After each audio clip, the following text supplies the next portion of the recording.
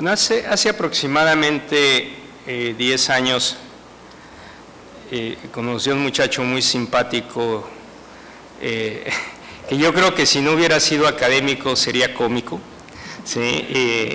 Pero un cómico político, como los de los night talk shows en Estados Unidos, que al final del día, de cada día, hacen las bromas de las noticias del día, un poco como una versión americana de Broso, ¿no? Y Jorge Schiavone es un académico que básicamente tiene un gran instinto para la innovación y la contribución al campo de las relaciones internacionales en México. Personalmente hay dos áreas en las que yo me he beneficiado de sus iniciativas. Una de ellas que hice alguna incursión hace algún tiempo, escribí un par de capítulos para libros, tomando ventaja que vivo en Massachusetts, sobre los gobiernos subnacionales, y este es un tema en el que Jorge fue innovador en México, fue de los pioneros y está en la red a nivel mundial de la gente especializada en los gobiernos subnacionales. Entonces, yo aprendí mucho de eso porque aprendí cómo funcionan particularmente el gobierno de Boston, de Massachusetts, Nueva York y Chicago, Illinois, y cómo están ellos tratando de tener una presencia regional, transfronteriza y global en muchos casos, ¿sí? Pero es un tema que yo ya no le di seguimiento, ¿sí? La otra parte de que me he beneficiado de la investigación de un proyecto que Jorge ha estado involucrado por muchos años, son las encuestas de opinión. Y aquí por dos razones. Una es de que he participado en un par de proyectos para la Unión Europea, en el que hemos aplicado metodologías similares en 10 países, y midiendo las percepciones de la Unión Europea en el mundo. Pero parte de la justificación o el debate, en el caso de México, que fue el caso que hice para este documento para la Comisión Europea, fue cómo México se ve a sí mismo y cuáles son sus prioridades de política exterior. Y curiosamente, cuando vemos toda la información recabada de manera longitudinal, en la investigación sobre la opinión de los mexicanos hacia el mundo, había una coincidencia entre nuestros números y lo que Jorge estaba haciendo, ¿no? Y cómo se percibe la Unión Europea en México. Entonces, estas han sido dos áreas en las que me he beneficiado del trabajo de Jorge, y de manera regular para muchos trabajos también es importante ver esta sistematización de la información de la opinión de los mexicanos con respecto a su papel en el mundo, para trabajos de muy diversas índoles, ¿no? Eso es una información, yo creo, las percepciones, es una información sistemática que ayuda y que se puede manejar en distintas áreas, la seguridad, la política exterior, los temas ambientales, y yo creo que ahí hay una gran contribución de esa parte de investigación. Jorge es egresado del Colegio de México, doctor en ciencia política, maestro en ciencia política por la Universidad de California, doctor en Ciencia Política y Relaciones Internacionales. Como he mencionado, yo creo que estos dos áreas de investigación que Jorge ha desarrollado probablemente son las que más lo identifican en la academia nacional e internacional. Pero no solo eso, también ha dirigido una serie de proyectos colectivos en materia de migración. Y bueno, cuando uno lo pone todo esto junto, básicamente esto produce un entendimiento muy claro de la política exterior de México. Y en este sentido, yo creo que como observador de la política exterior de México, el tema que no se puede dejar de lado son las transformaciones internas en Estados Unidos y los efectos que producen en el mundo. En el último año y medio, prácticamente a cualquier conferencia o lugar donde voy, la primera pregunta, sabiendo que vengo a Estados Unidos, es ¿y qué pasa ahí, no? Pues no sabemos, ¿no? Es toda es nuevo para los Estados Unidos lo que está pasando, no necesito elaborar porque ustedes están informados, es nuevo la parte de política práctica que se está haciendo, las cuestiones normativas que están cambiando, y bueno, quizá la paradoja que tenemos ahí es que hay un ejecutivo que va en una dirección y hay un aparato institucional en Estados Unidos que va en otra, ¿no? ¿Hasta qué punto eso es sostenible? Pues no lo sabemos, ¿no? Y yo creo que en ese sentido es importante plantearse la pregunta, ¿qué política exterior se quiere en Europa con respecto a Estados Unidos? ¿Qué política exterior se quiere de Corea del Norte a Estados Unidos, de China a Estados Unidos y también de México? Y este es el tema de la conferencia magistral de Jorge Schiavone. ¿Qué política exterior queremos los mexicanos en la era Trump? Muchísimas gracias, Roberto, por tus siempre generosas palabras. Se nota que somos amigos. Y lo que yo quisiera conversar con ustedes el día de hoy es justamente cómo debe México reaccionar en materia de política exterior frente al reto, unos dirán amenaza, yo diré reto, de la administración Trump. Dado que traigo una presentación PowerPoint, si no tienen problema, me voy a ir para allá y desde allá haré la presentación para irlos guiando a través de la misma.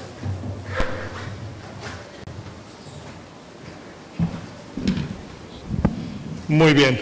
Entonces, yo lo que quiero, con lo que quisiera iniciar es diciéndoles que no solo Estados Unidos, sino el mundo está en una situación muy complicada, y aun cuando prácticamente todos, y me incluyo dentro de ellos, nos sorprendió mucho que alguien como Donald Trump fuera exitoso en su elección como presidente de los Estados Unidos, la realidad es que si uno hubiera tenido mecanismos más finos de análisis de la política interna de los Estados Unidos, se hubiera dado cuenta que era un proceso lo que finalmente estaba llevando a la elección de un candidato y después de un presidente con las características de Donald Trump.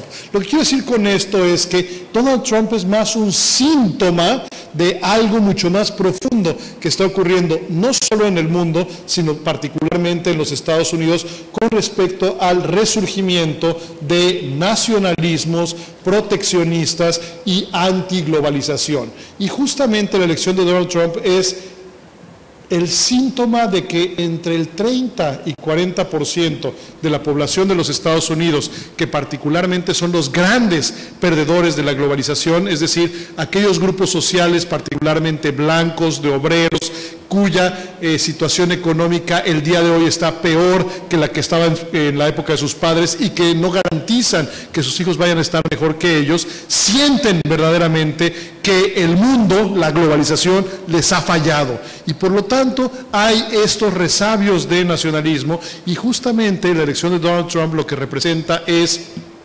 cómo este grupo movilizado electoralmente puede, con un sistema electoral de colegio electoral como el que hay en los Estados Unidos, elegir sin el voto popular a un presidente como Donald Trump.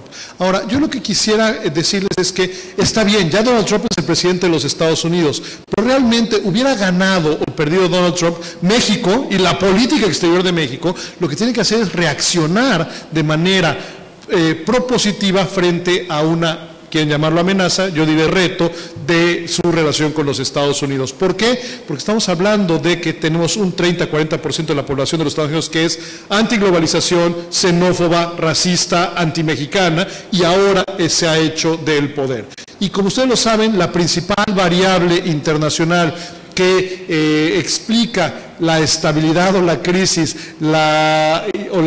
digamos, que México pueda estar bien o que tenga una importante afectación internacional de su vecindad con los Estados Unidos. Por lo tanto, México tiene que invertir en una política exterior que le permita tener una presencia en el mundo, pero muy particularmente una presencia en los Estados Unidos que justamente permita una buena administración de la relación bilateral. ¿Por qué? Porque nuestro bienestar, nuestro desarrollo en buena medida depende de nuestra relación con los Estados Unidos y de lo que pase en ese país. Por lo tanto, yo lo que estoy promoviendo es que En vez de darnos tanta autoflagelación con respecto a Donald Trump, lo que tenemos que hacer es poner las pilas en materia de política exterior y justamente identificar esta gran crisis internacional y particularmente la política interna de los Estados Unidos como una gran oportunidad para México, justamente para hacer lo que no hemos hecho en el curso de los últimos 40 años. Y eso es invertir en infraestructura de política exterior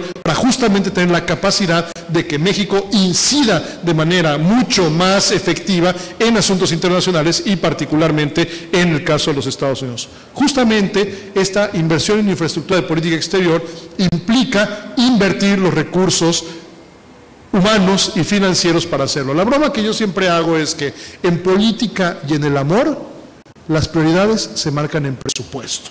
Y si no hay presupuesto, no hay prioridad. Y por lo tanto, lo que hemos visto es que en el curso de los últimos 15 años, el presupuesto de la Secretaría de Relaciones Exteriores se ha mantenido constante en términos reales, y el número de miembros del Servicio Exterior Mexicano, el día de hoy, 1,200, es el mismo que era en 1975, hace 40 años, 1,200. ¿Qué significa esto?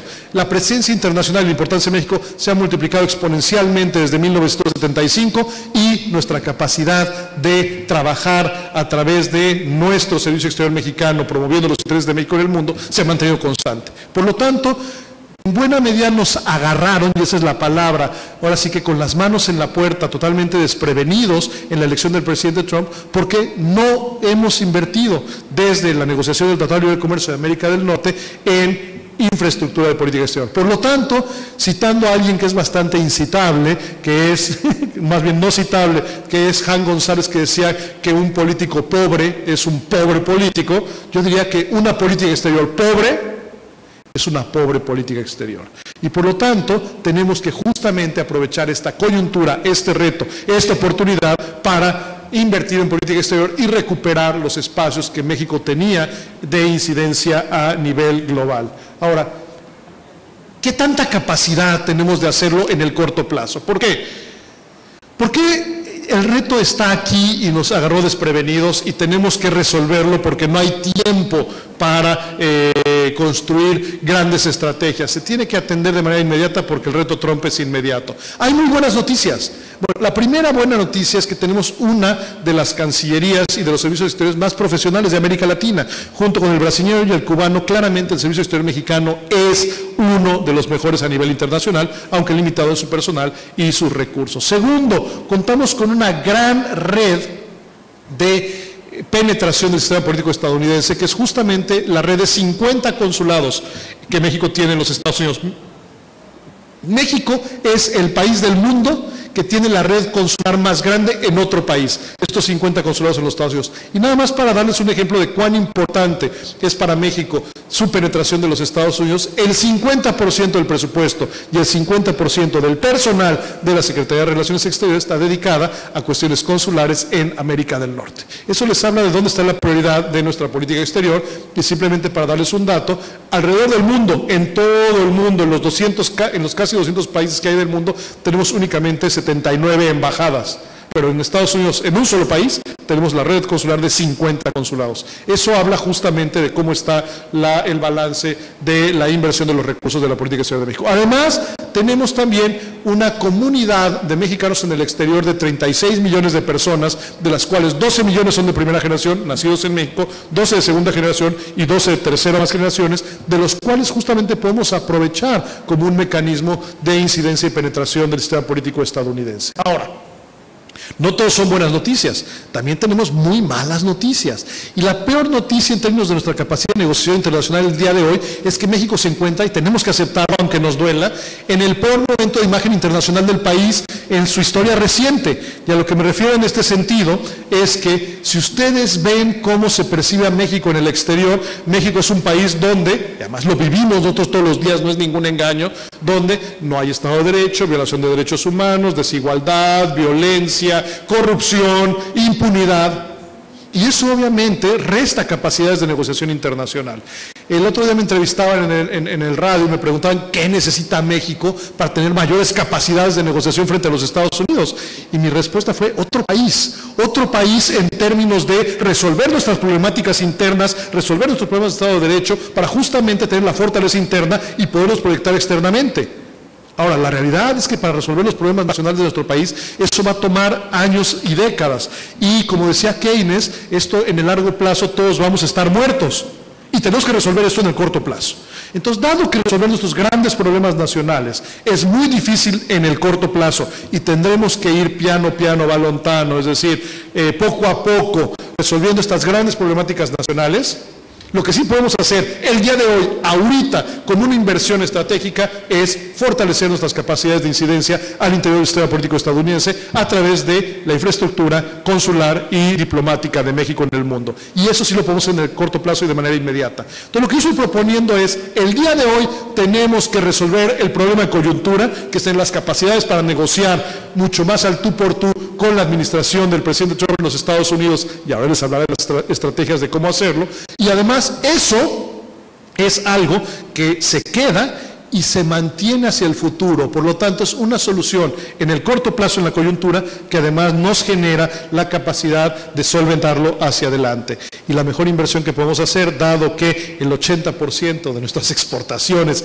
están concentradas en los Estados Unidos, el 47% de nuestras importaciones, la mitad de la inversión extranjera directa y el 30% de los mexicanos, como les dije, 36 millones de personas de origen mexicano viviendo en los Estados Unidos, pues estamos atados, nos guste o no nos guste, a la locomotora económica y en esta integración silenciosa con los Estados Unidos. Por lo tanto, más nos vale tener la capacidad de negociar más al tú por tú con ellos. Ahora, la realidad es que sí se puede. Esta solución de coyuntura es la inversión en infraestructura de política exterior.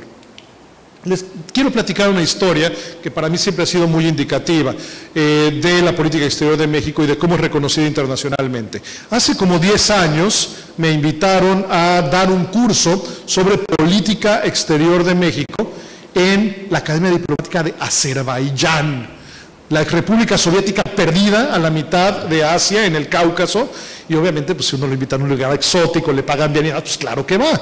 Pero lo primero que hice al momento de llegar a Azerbaiyán fue reunirme con el director de la Academia Diplomática, quien por cierto había sido embajador de Azerbaiyán en los Estados Unidos y también representante permanente de Azerbaiyán en Naciones Unidas, y lo que le dije, bueno, muchas gracias señor embajador, creyendo que me invitó, pero ¿por qué le interesa a usted que yo venga a dar un curso de política exterior de México a Azerbaiyán? Y la respuesta que me dio fue espectacular y desde entonces me ayudó a entender mucho mejor. Me dijo, porque México tiene 3 grandes virtudes en su política exterior. Primero, aún ante la enorme asimetría de poder que hay entre México y los Estados Unidos, y usen el indicador que ustedes quieran, México claramente es menos poderoso que los Estados Unidos, México ha logrado en el curso del último siglo contener la hegemonía estadounidense. Y México ha logrado mantener unos esquemas de libertad y autonomía en el ejercicio de su política interna y de su política exterior. Segundo gran éxito de la política exterior, México ha sido un país que tiene liderazgo en su región natural de influencia, que es América Latina y particularmente el caso centroamericano. Y tercer gran éxito de la política exterior o virtud es que México ha sabido aprovechar su liderazgo en organismos internacionales para la codificación del derecho internacional. Siendo así, me dijo el embajador, y yo quiero que le enseñe a los diplomáticos azeríes los secretos de cómo ha logrado México esto, porque ellos tienen que sobrevivir la hegemonía de Rusia en un entorno muy complicado como es el Caspio, con vecinos facilitos como Georgia, Irán, Irak, Armenia, y con muchísimo dinero, porque son una potencia petrolera y pudiendo incidir en organismos internacionales. Entonces justamente yo dije, claro, hay grandes secretos de la política exterior de México, yo los he enseñado sin haberme dado cuenta que realmente son estrategias de política exterior. ¿Y cuál es la estrategia de política exterior que hemos utilizado para poder contener la hegemonía de los Estados Unidos históricamente? Pues justamente lo que hemos utilizado es una estrategia de penetración de la política interna de los Estados Unidos, cuando menos desde la República Restaurada Juarista, pero definitivamente a partir del Porfiriato. Recordemos cuáles son las características fundamentales del sistema político estadounidense. Es uno de los sistemas políticos más porosos y con mayor número de pesos y contrapesos, donde hay una frase que lo resume todo: All politics are local politics. Toda la política es política local.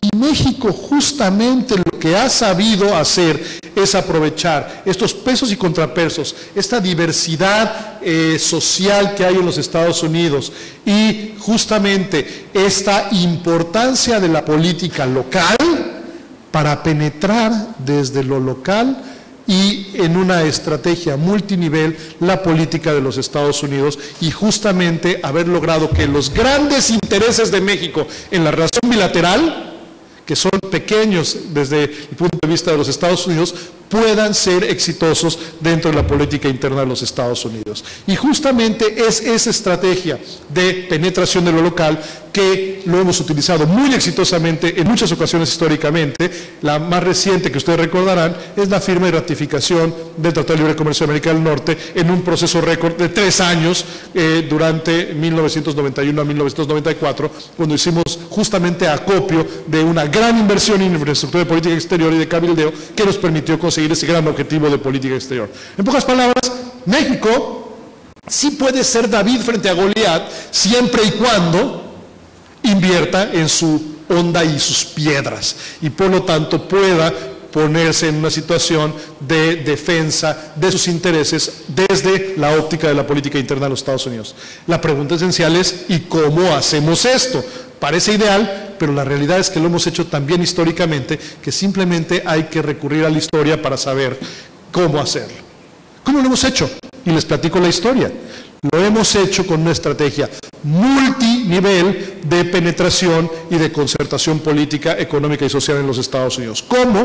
Justamente siguiendo una multiplicidad de diplomacias. Primero, la más visible de todas, la diplomacia presidencial, es decir, los Pinos y la Casa Blanca, los presidentes negociando directamente. Pero eso, particularmente con alguien como Trump, no sirve y no funciona.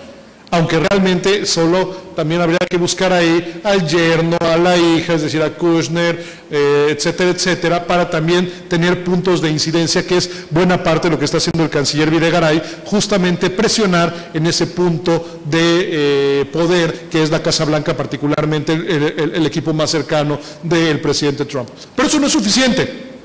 Es más, y eso no es lo más importante. Lo más importante son justamente los otros temas de diplomacia que México ha sabido hacer y que seguimos usando. La diplomacia administrativa es fundamental. ¿Qué es la diplomacia administrativa? Todas y cada una de las secretarías de Estado de nuestro país tiene una relación directa y abierta con su contraparte en los Estados Unidos y a nivel de secretarios y subsecretarios se comunican de manera constante y consistente para resolver los problemas de su agenda de investigación, su agenda de política pública. Esto justamente lo que ha hecho es que la regla en la relación México-Estados Unidos históricamente, hasta que Trump apareció con su teléfono inteligente y él siendo persona poco inteligente y utilizando el Twitter, que destroza todo el trabajo administrativo de manera constante y consistente de los últimos años que se lleva a cabo a nivel administrativo.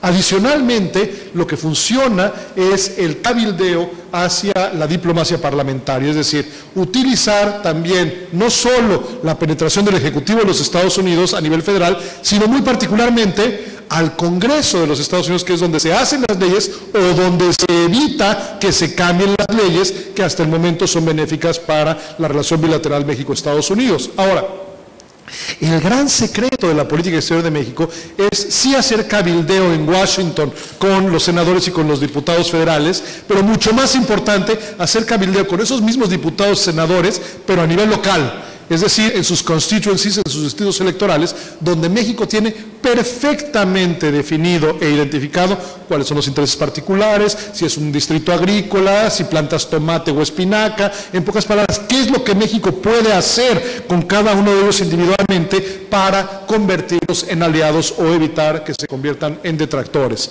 Otra cosa, que era lo que platicábamos en el panel anterior y varias caras conocidas, es la diplomacia local. No sé si ustedes lo sepan, pero México tiene casi el 30% de sus mecanismos de cooperación internacional de gobiernos subnacionales con contrapartes en los Estados Unidos. Es decir, tenemos a gobiernos subnacionales mexicanos como Sonora trabajando directa y constantemente con Sonora. Tenemos a Baja California con California. Tenemos a los gobernadores fronterizos de ambos países justamente trabajando de manera conjunta. Tenemos a Jalisco trabajando increíblemente con Illinois. O sea, hay una red.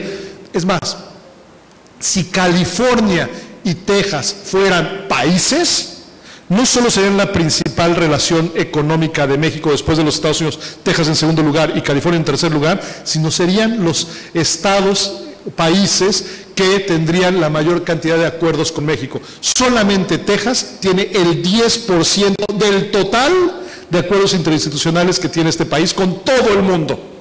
Eso les habla de la importancia que hay en los gobiernos locales. Y justamente esa diplomacia local lo que permite es la penetración que ahora les platicaré para conseguir las alianzas estratégicas. Adicionalmente, aunque esta no ha estado funcionando bien últimamente, la famosa diplomacia trilateral y regional de las cumbres de jefes de Estados de Norteamérica, que han sido un desastre últimamente, aunque puede revivirse si fortalecemos nuestra relación estratégica con Canadá y empujamos desde ese sentido.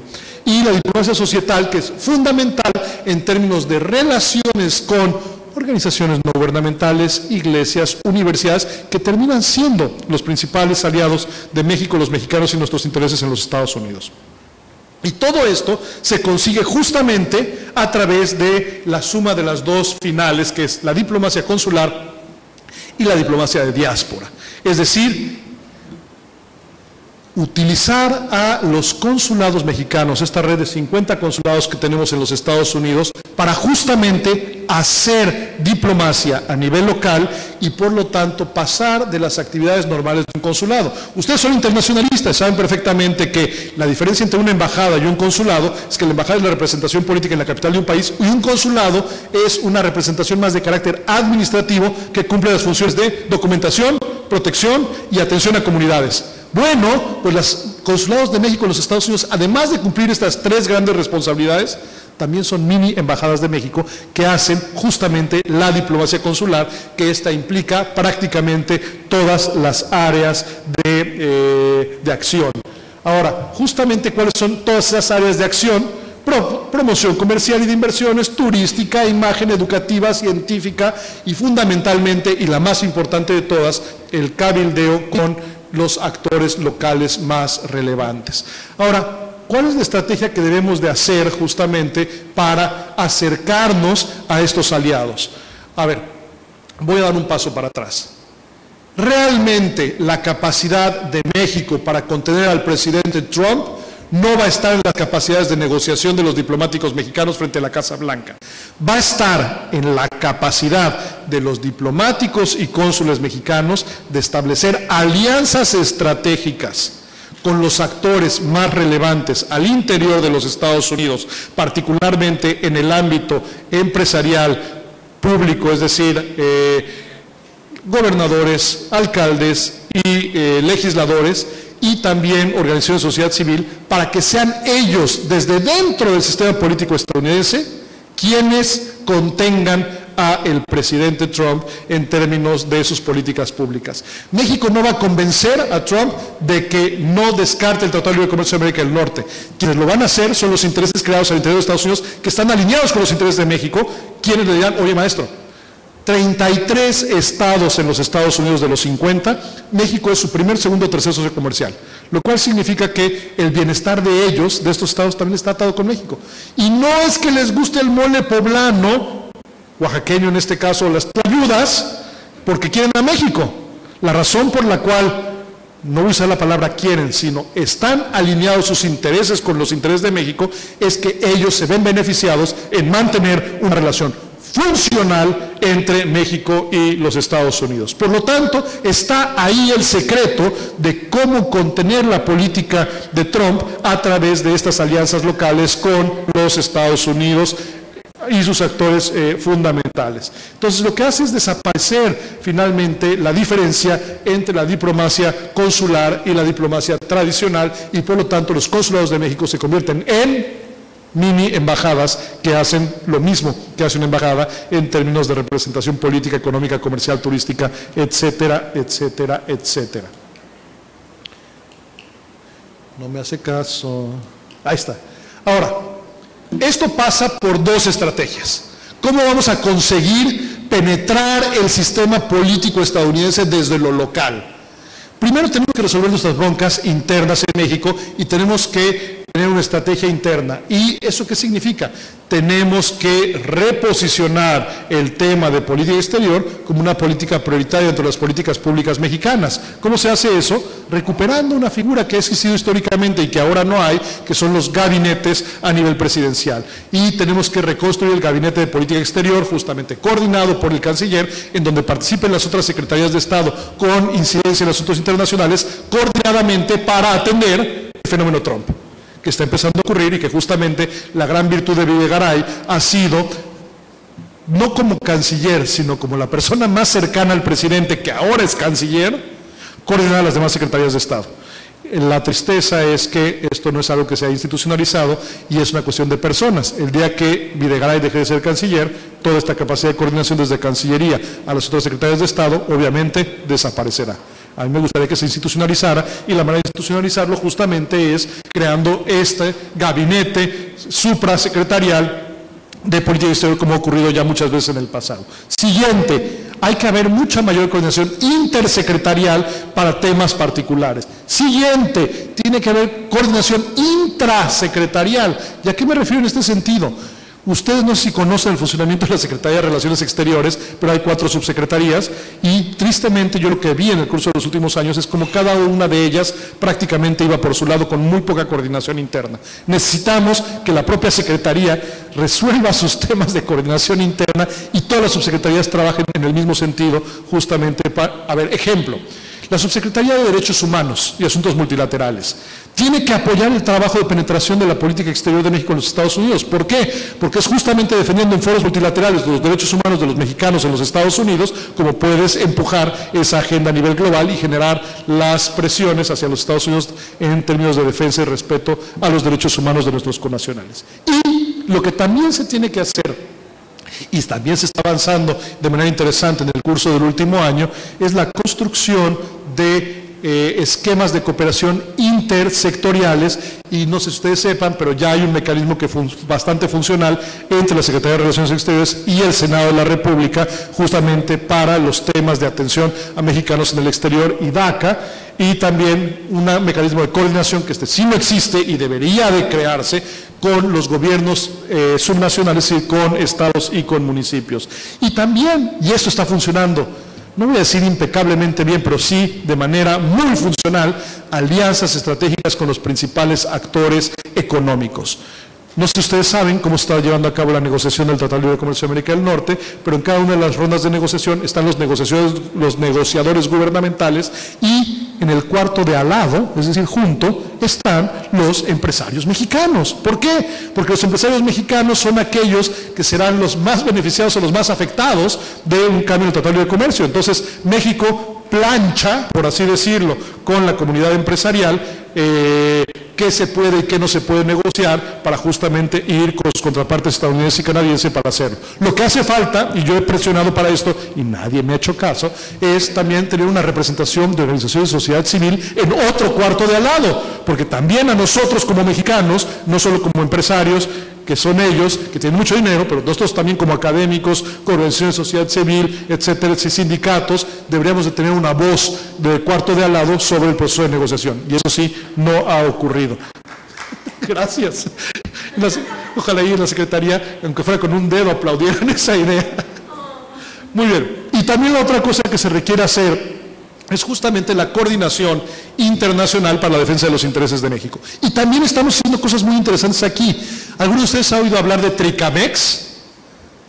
No les platico, es un esquema excepcional en el cual TRICAMEX, Triángulo Norte de Centroamérica y México, Los países de Guatemala, Honduras y Salvador, junto con México, están haciendo cooperación consular conjunta en los Estados Unidos para defender conjuntamente los derechos humanos de los migrantes de los 4 países. Entonces México lo que está haciendo es suma a países con intereses similares a los mexicanos para defender los intereses de nuestro país al interior de los Estados Unidos y particularmente de los mexicanos. Entonces esa es la estrategia interna, y esta sí, con Trump, sin Trump, es decisión nuestra, y si no lo hemos hecho es por bronca nuestra, por no querer invertir en política exterior, por no considerarlo prioritario.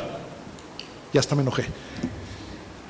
Y la estrategia externa que tenemos que hacer es justamente la parte de penetrar multinivel al sistema político estadounidense, como ya se los adelantaba. En la Casa Blanca, en todas las secretarías de Estado, en todos los niveles de la Secretaría de Estado de los Estados Unidos y también en los poderes de la Unión, en los órdenes de gobierno, en los sectores sociales, academia e iglesias, y fundamentalmente nuestros mejores aliados al interior de los Estados Unidos son el sector empresarial estadounidense, que tiene una fuerte relación con México y cuyo interés económico está en mantener viva y bien aceitada la relación bilateral.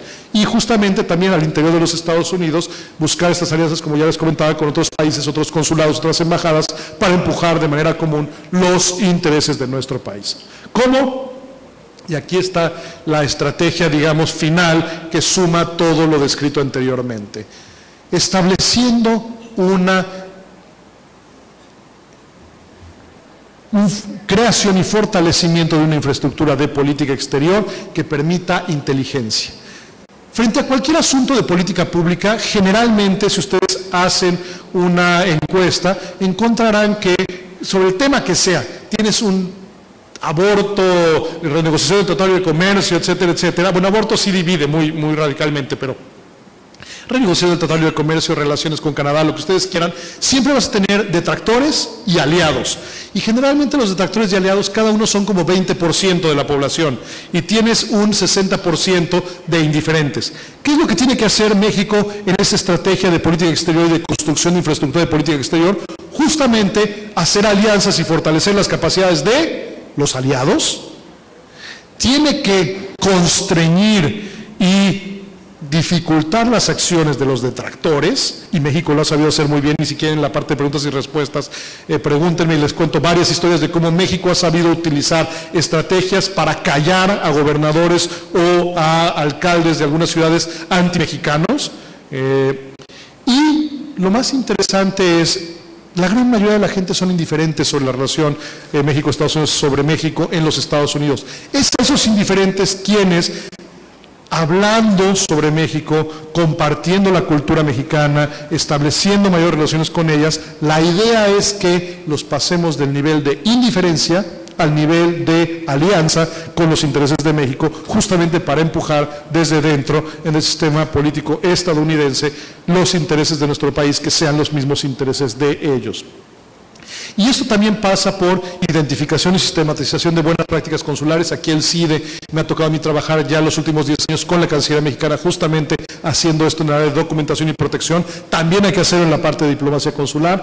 Hay que ser mucho más cuidadoso con los perfiles de los cónsules que mandamos a los Estados Unidos. Tienen que ser verdaderos profesionales de la política exterior y no exgobernadores, que tenemos unos cónsules que dan pena ajena en los Estados Unidos porque son justamente exgobernadores de estados que se les dio el puente de plata. Hay que poner verdaderos profesionales, y justamente lo que hay que identificar son protocolos de acción generalizados sobre cómo atender estas relaciones y acercamiento y establecimiento de alianzas con los diferentes sectores. ¿Cómo me acerco a un empresario? ¿Cómo me acerco a una iglesia? ¿Cómo me acerco a una comunidad de mexicanos en el exterior? Y mucho más importante, una vez que lo hice, toda esa información, y eso sí actualmente no existe, tiene que sistematizarse y centralizarse. ¿Por qué? Porque algo que nunca ha habido en la historia de la política exterior de México es inteligencia diplomática. ¿Qué es la inteligencia diplomática? La inteligencia diplomática es hacer uso y acopio de toda esta información para tomar decisiones estratégicas y marcar líneas estratégicas de acción sobre cómo llevar a cabo la política pública, y no solo chuparme el dedo y ponerlo al viento y ver cómo vienen los vientos y a partir de ahí actuar.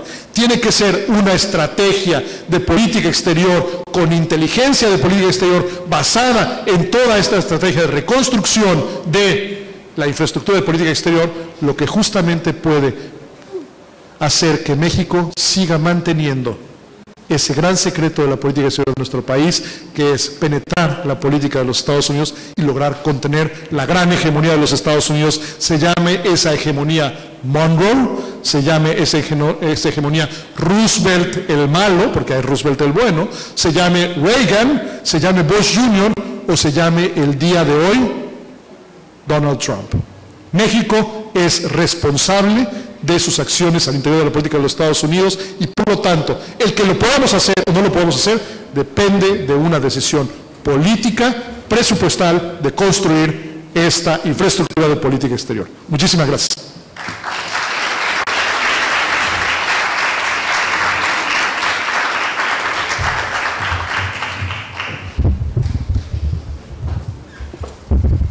Bueno, agradecemos la presentación del doctor Jorge Schiavon, que de manera no muy usual fue una presentación bastante seria y formal, a diferencia de otras presentaciones que le he escuchado.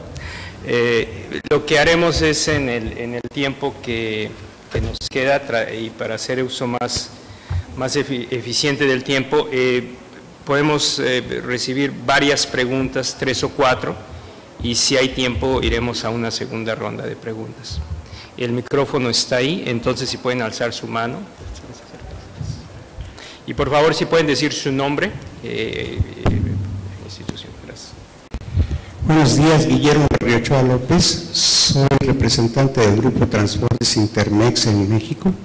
También tengo inversiones turísticas aquí en Huatulco, ya como retirado del transporte después de haber participado inclusive en el Tratado de Libre Comercio en el pasado acuerdo.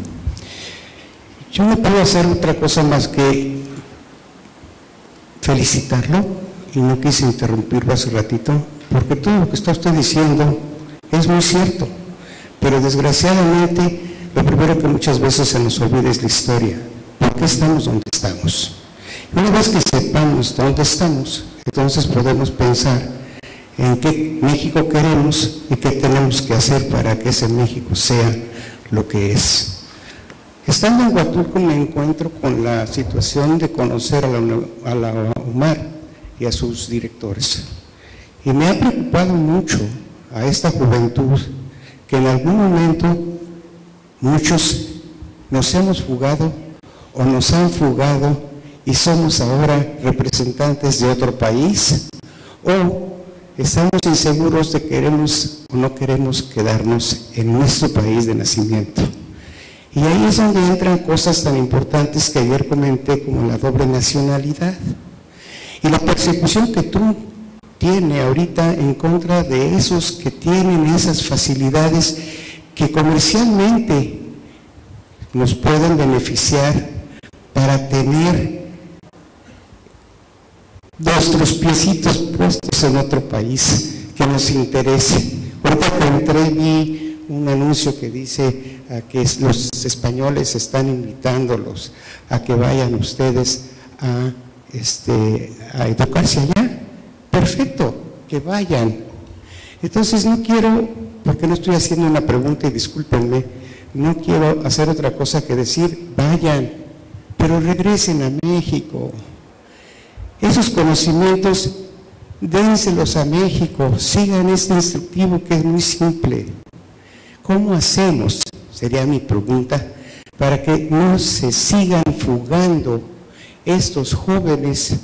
Yo me fui a Estados Unidos a los 12 años y regresé a los 22. Y he aprovechado todo el conocimiento que tienen los estadounidenses, que son tan americanos como nosotros, para poder aprovechar y abrir puertas del transporte que, aunque se habló, no lo respetaron. Y hay que hacer que lo respeten, porque todos los bienes no se mueven sin transporte. Entonces, ¿cómo podemos comercializar con los productos si no tenemos cómo llevarlos o traerlos? Y ahorita hablabas de Centroamérica. Bueno, pues si aquellos señores ya no quieren con nosotros, pues también están los del sur, que no los hemos pelado nosotros tampoco.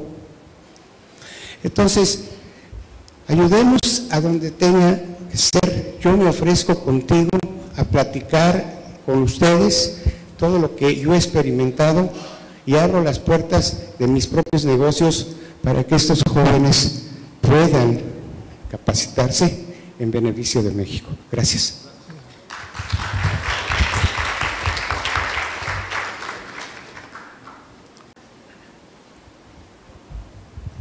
¿Qué tal? Buenos días. Mi nombre es Gerardo Coronado, soy de VM Querétaro.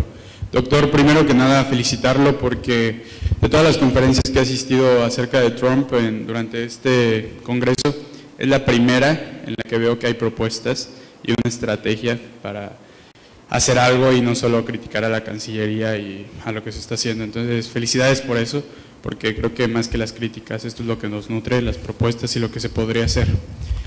Mi pregunta es, mencionó que si cuando el canciller Videgaray salga, va a poder, y ya no habría coordinación entre las secretarías, etcétera, ¿no?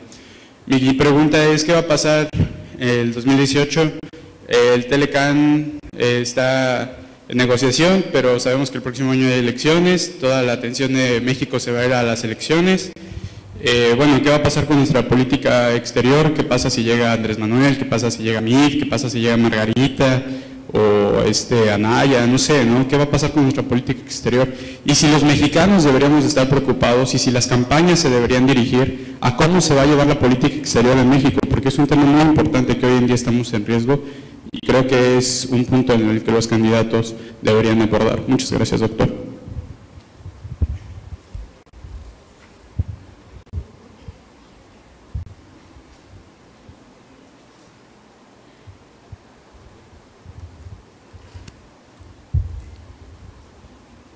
Alicia Alonso, de la Universidad de las Américas. Antes que nada, estimado colega, felicitarlo porque realmente fue una exposición que incluyó todos los pasos de un análisis, ¿no? Sobre todo también proporcionando estrategia práctica. A mí me gustaría que nos explicara cómo han tratado de neutralizar las posiciones negativas de ciertos gobernadores y luego también cómo podríamos incidir los académicos en esta estrategia de acercamiento a los Estados Unidos, quizás multiplicando los convenios entre las mismas universidades para conocernos mejor. Gracias.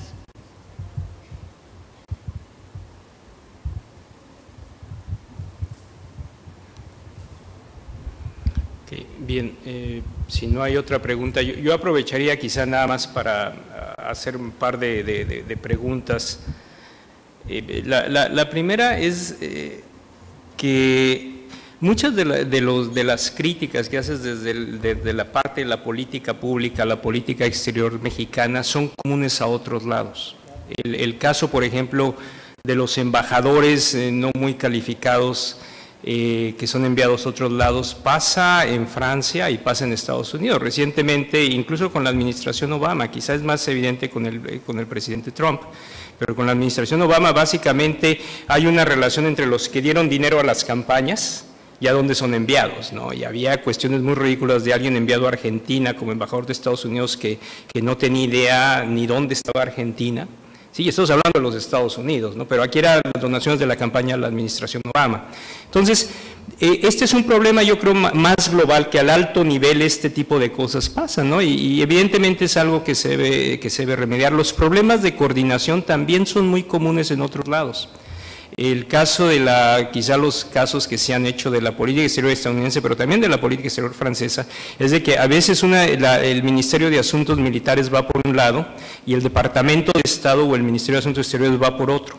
Entonces, yo creo que este es un problema más global, ¿no? Y más inherente a la política pública.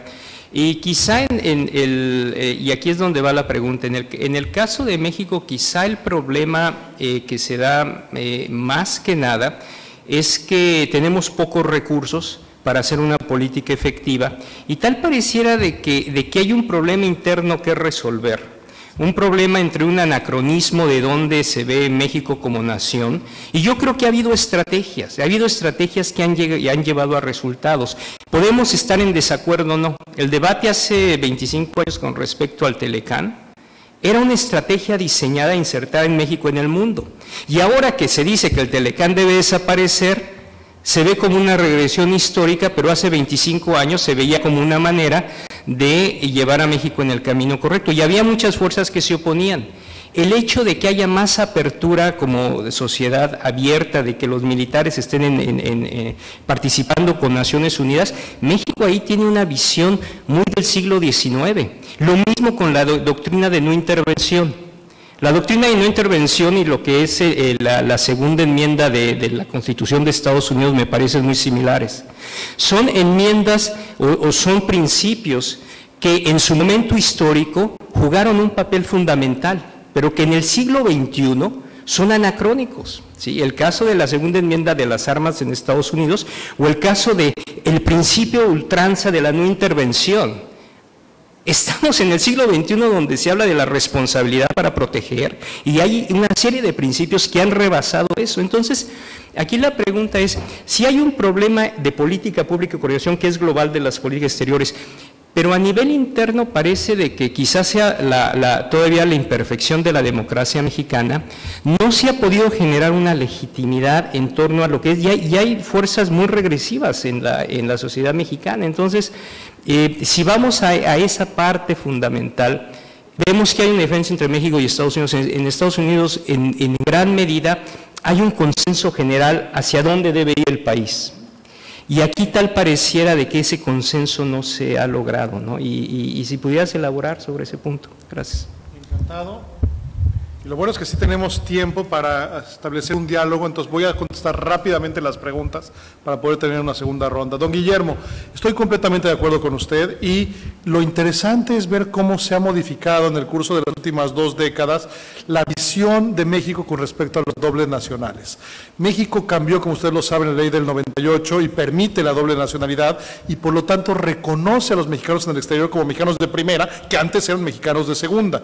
Y no solo eso, por primera vez se admite el que yo pueda adquirir una segunda nacionalidad sin tener que dejar la nacionalidad mexicana. Ahora, le voy a platicar un chisme muy interesante, y es que México ya entendió que la mejor manera de defender a sus mexicanos en los Estados Unidos es que estos mexicanos estén legalmente allá para que sean, además de todo, actores políticos y electorales. Por lo tanto, de los 12 millones de mexicanos que hay en los Estados Unidos, 6 de ellos están regular, 6 de ellos están irregularmente allá. De los 6 millones que están regularmente allá, 3 son dobles nacionales, y por cierto, de los 3 que no son dobles nacionales, 1.5 pueden adquirir relativamente sencillo y rápido la nacionalidad estadounidense. ¿Qué está haciendo la Secretaría de Relaciones Exteriores?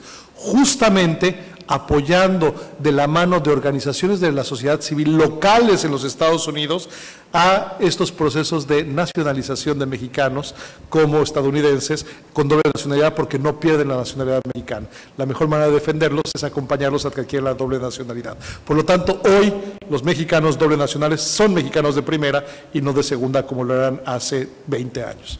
¿Puedo agregar algo? Sí.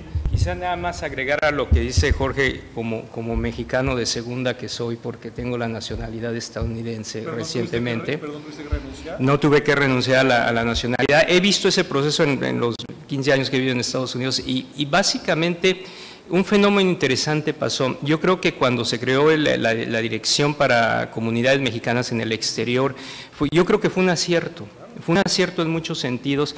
Lo que sucedió es que curiosamente tal pareciera de que la idea, que es muy positiva, no ha logrado cristalizarse.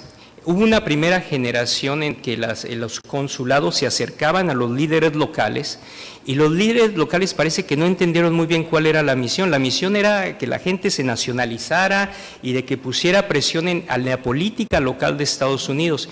Y muchos de estos líderes de hecho utilizaron que eran líderes para hacer política en México, ¿sí? Entonces la Secretaría les dijo, no se trata que vengan aquí a hacer política, se trata de que allá ustedes trabajen por los derechos de los mexicanos. Y aquí es algo muy interesante. Yo creo que que hay muchos problemas con la política, con la Secretaría de Relaciones Exteriores, pero algo cuando uno vive fuera y ve los consulados móviles, todo lo que se está haciendo, pero que quizá no esté en las noticias, hay una gran labor de los consulados en estos lugares, pero algo que yo creo que, llámenlo, vamos, lo digo de manera sarcástica, cuestión genética o lo que quieran, no se ha podido lograr ese objetivo que hace 20 años se planteó, o más de 20 años, que es que se nacionalicen los mexicanos que tienen la posibilidad de hacerlo para hacer política local, para mejorar las condiciones de los mexicanos y de los hermanos latinoamericanos, particularmente los centroamericanos en estas regiones. Y es algo que tal parece que ahí es donde el salto cuántico no se ha logrado, ¿no? Pero es algo ya de un tejido más fino. Ahora, si quiere, contestamos las preguntas, le regresamos la palabra a don Guillermo, porque si no, para también darle la oportunidad a todos los demás. Segunda pregunta suya, don Guillermo, ¿cómo evitar la fuga de cerebros y de innovadores de México hacia los Estados Unidos?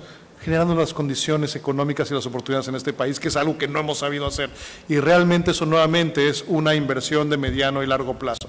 Ahora, regresando al tema de los consulados, debemos de sentirnos orgullosos porque la política consular mexicana, tanto de documentación como protección, es conocida y reconocida a nivel mundial como una de las mejores junto con la de Filipinas.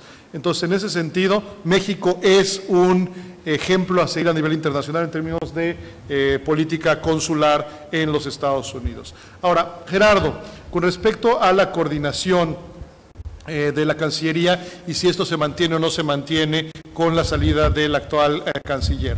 Justamente el grave problema que hemos tenido es que la política exterior, salvo en aquellos momentos en los cuales desde la Presidencia de la República se ha considerado una prioridad, ha sido generalmente una política de segunda importancia dentro de la política nacional. Ahora justamente la amenaza o reto Trump es lo que ha hecho y obligado al gobierno de México a tener un frente común y a que haya regresado Videgaray ahora como canciller justamente por su cercanía con el presidente Peña Nieto. Por lo tanto, la capacidad de coordinación que tiene es no por ser el canciller, sino por ser una persona muy cercana al presidente y por lo tanto el siguiente canciller tendrá las capacidades de coordinación siempre y cuando tenga una línea directa justamente hacia el presidente de la República, como ha ocurrido en el pasado en muchas ocasiones y ha funcionado muy bien.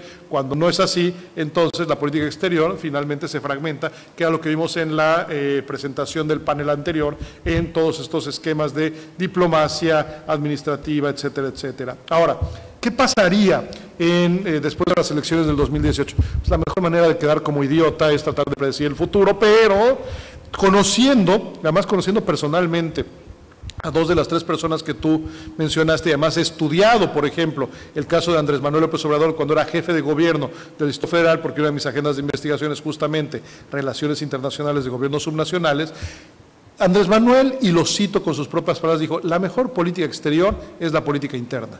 Es decir, la política exterior para él no es importante, en lo que hay que dedicarse es a resolver los problemas internos. Ahora, tiene algo de razón, y tiene algo de razón que para nosotros tener, y lo decía también en el panel anterior, mucho mayor capacidad de incidencia en asuntos internacionales, lo primero que tenemos que hacer es resolver nuestros problemas internos. Nuevamente es un problema de largo plazo. México va a ser más fuerte internacionalmente cuando sea más fuerte internamente. En eso tiene razón López Obrador. El problema es que no puedes por eso simplemente pasar a un tercer o cuarto nivel la política exterior, que es fundamental para un país donde 2/3 partes de tu riqueza, es decir, el 64% del Producto Interno Bruto de este país, está relacionado con la suma de importaciones y exportaciones. Por lo tanto, el mundo es importantísimo para el bienestar de todos nosotros. En el caso de si ganara Meade, también lo conozco personalmente, sería algo muy similar a lo que vimos como canciller.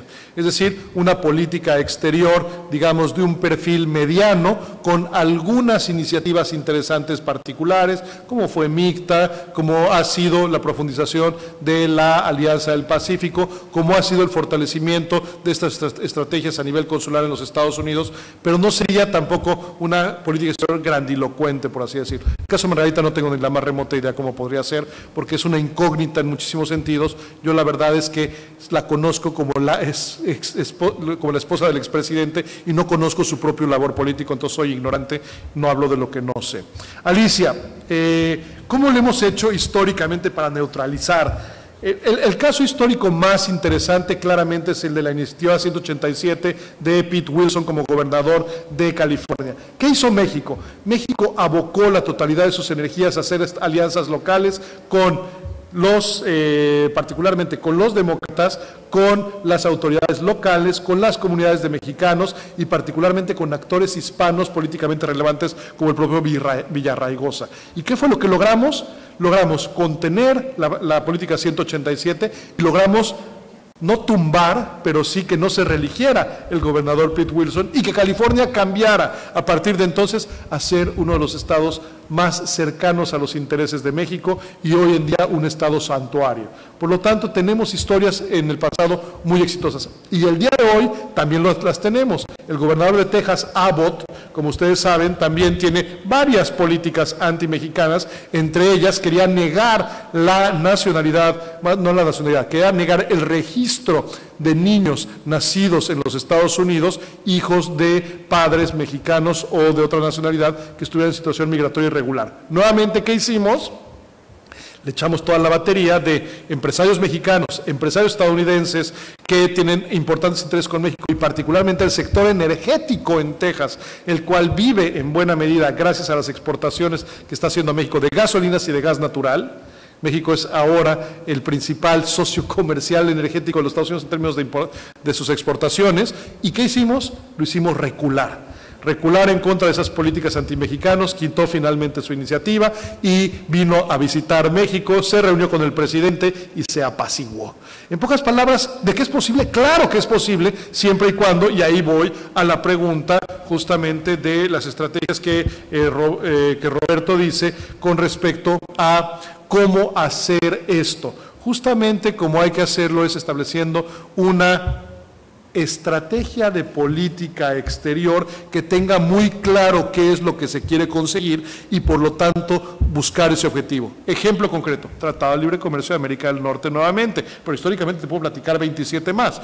México tenía muy claro en la administración de Salinas de Gortari que la máxima prioridad de su política exterior era la negociación, firma y ratificación del Tratado de Libre Comercio en 3 años, porque empezó a negociar en 91.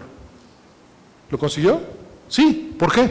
Porque metió todo el capital político, todos los recursos, una estrategia desde la presidencia obligando a todo mundo a alinearse en el mismo, que sea bueno o malo el Tratado de Comercio, discutamos todo lo que ustedes quieran, pero de que en una lógica de estrategia política de negociación y de conseguir sus objetivos de política exterior, lo consiguió impecablemente bien, no hay la menor duda. Justamente eso es lo que se necesita. Y lo que yo estoy viendo actualmente es que todavía no se hace esa estrategia, esa gran estrategia de política exterior para atender a la amenaza Trump. Perdón, el reto Trump.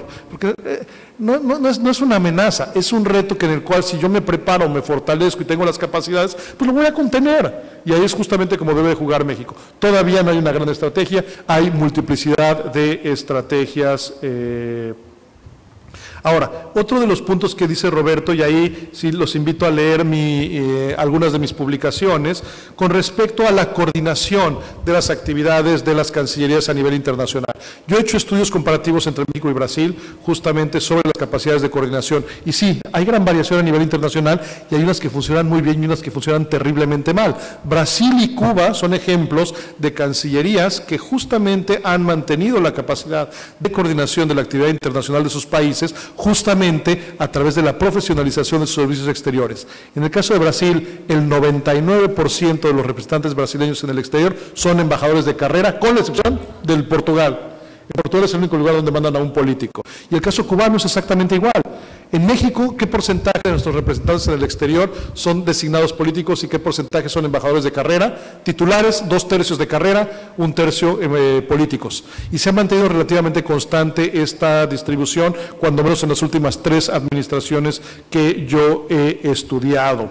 Y obviamente, políticas exteriores más coordinadas, políticas exteriores mejor ejecutadas, como la brasileña o la cubana. La política exterior cubana es exitosísima de haber contenido a los Estados Unidos, una islita de este tamaño, con una población de este tamaño y con una economía de este tamaño, ha logrado contener al gigante.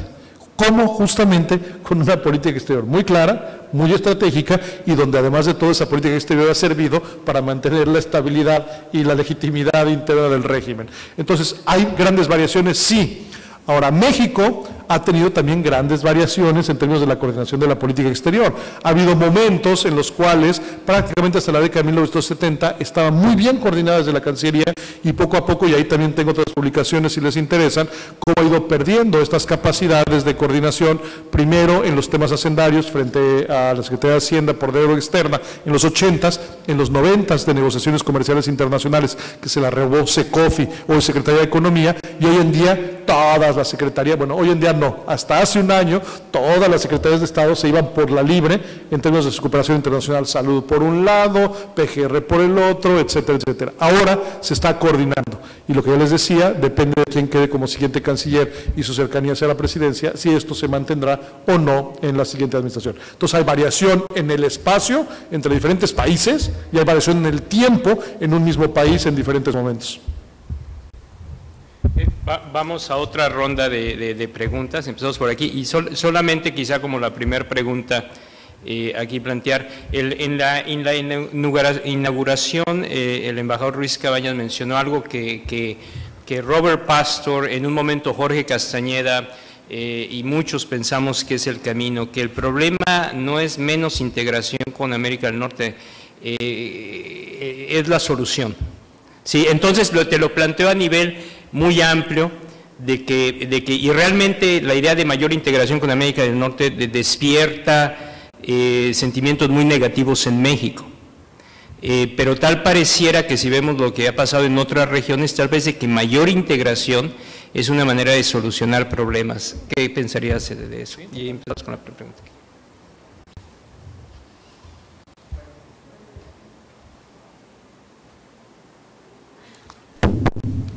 Rápido, perdón el abuso.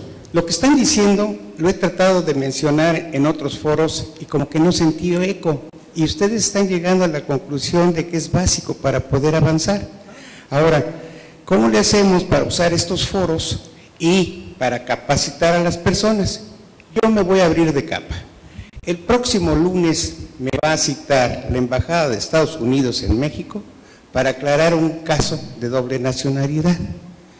¿Por qué? Porque ahora viene la Embajada de Estados Unidos a perseguir a aquellos que de alguna forma, sea correcta o incorrecta, de esos billones de los que hablas, pueden o no pueden establecerse legalmente en nuestros dos países. Bendito Dios que México, porque yo viví una infancia en la que México no permitía la doble ni la triple ciudadanía, ahora hay que irla a defender y nos están agarrando de uno por uno, Y la historia que tenemos respecto a la previa experiencia con el tratado anteriormente ya nos está empezando a pegar de a uno por uno, externa dentro de Estados Unidos y ahora ya vienen para acá. Entonces, yo creo que ellos deben de conocer esas experiencias exactamente para que no cometan nuestros mismos errores, porque si no los van a cometer por falta de dirección y de alguien que los dirija. Un problema de procedimiento, ¿no? Eso es grave.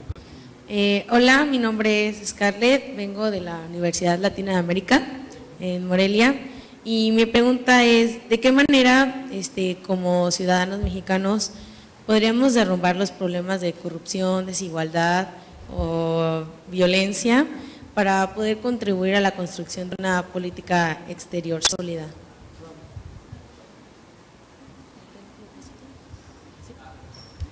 Bueno, mi nombre es Svedi y en base a lo que había dicho mi compañera Scarlett, en la construcción de infraestructura de política exterior y consular, había mencionado que había hecho una identificación de los actores.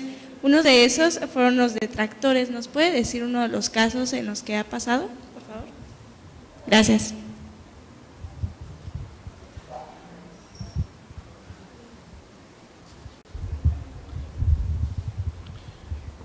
Don Guillermo, si quiere, luego platico con usted, en el caso particular, para darle recomendaciones sobre cómo atender su caso. Ya eso es un caso particular, pero sí tiene razón. Justamente hay que asegurar la defensa de los derechos de la doble nacionalidad para aquellos que están en cualquiera de los dos países. Muy bien. Digo, te voy a dar una respuesta demasiado general. ¿Cómo resolvemos los problemas nacionales de este país?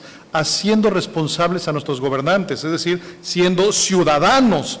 Y los ciudadanos, a final de cuentas, tienen que emocionarse y tienen que participar de la cosa pública y tienen que exigir a sus gobernantes y generar los incentivos para que estos se comporten de manera decorosa. A ver, son actores racionales. Y el grave problema que históricamente tuvimos en nuestro país es que no había una rendición de cuentas, particularmente de nuestros legisladores, hacia la población por una simple y sencilla razón. No había reelección en este país y por lo tanto no tenían que regresar a las urnas a pedirnos nuestro voto de regreso y por lo tanto sus incentivos no estaban en quedar bien con la ciudadanía, sino estaban en quedar bien con aquellos que garantizaban su futuro político, que no eran los ciudadanos, eran los líderes de los partidos.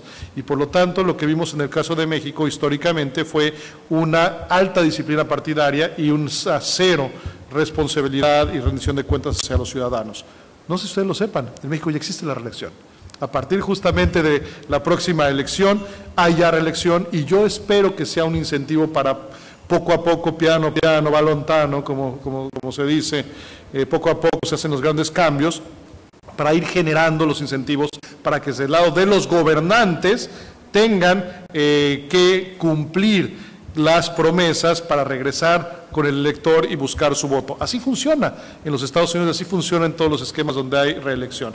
Pero también implica que nosotros como en vez de hacer muchos memes y quejarnos por las redes sociales, participemos políticamente y exijamos nuestros derechos. Y yo siempre lo que he querido conseguir con mis estudiantes del CIDE, ya ha funcionado, pero luego se muere este proyecto, es el de adopte un funcionario o adopte un legislador. ¿Qué significa eso? Que cada uno de mis estudiantes agarre a un legislador o a un funcionario y lo siga. Lo siga en todo lo que hace, todo lo que dice. ¿Para qué? Para tener evidencia, para luego hacer rendir cuentas. Si tuviéramos eso de manera socializada en este país y hubiera una organización no gubernamental que tomara a los secretarios de Estado, a los subsecretarios, a los senadores y a los diputados y les tuviéramos marcaje personal, perdón que lo diga tan vulgarmente, pero hasta pensarían en sacarse un moco en público antes de hacerlo y por lo tanto sabrían que hay observancia ciudadana. Y por lo tanto yo creo que poco a poco iríamos cambiando, pero también es responsabilidad de la ciudadanía. Y finalmente, la última pregunta, detractores. Donald Trump es el máximo detractor de México. Detractores son aquellos que no son tus aliados, son aquellos que están en contra tuya, son tus enemigos, son aquellos que justamente tienen intereses diferentes a los tuyos. Entonces, justamente el mayor detractor que hay en los Estados Unidos actualmente se llama Donald Trump. Y justamente lo que tenemos que hacer para contener a ese detractor y cambiar sus intereses es toda esta estrategia de penetración del sistema político estadounidense a través de la generación de alianzas. Otro caso era el que ya platicamos de Pete Wilson, ahora del gobernador de Texas, Abbott. Son detractores.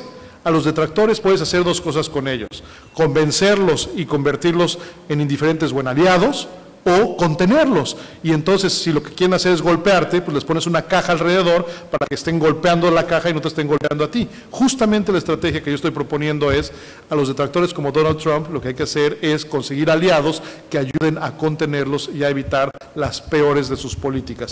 Y esos no están del lado mexicano, están del lado estadounidense, y son las alianzas con esos actores importantes dentro del sistema político estadounidense los que pueden contener y detener las peores políticas del presidente Trump. ¿Sí? Más o menos integración. Más o menos. Bueno, esa es la mejor posible de las preguntas, porque además así cierro la presentación. No es más o menos integración, es mejor integración en América del Norte. Yo sí creo que lo que tenemos que encontrar son esquemas de que la integración silenciosa que ocurre todos los días en términos políticos, fundamentalmente económicos, pero mucho más importante de manera social, tengan mejores instituciones justamente para normar, y esa más integración que se va a dar de manera natural y no hay manera de detenerla, sea mejor, con mejores instituciones. Bueno, pues agradezco la atención de todos ustedes y me gustaría que se unieran a mí en agradecer al doctor Jorge Esquiavón por su presentación. Gracias.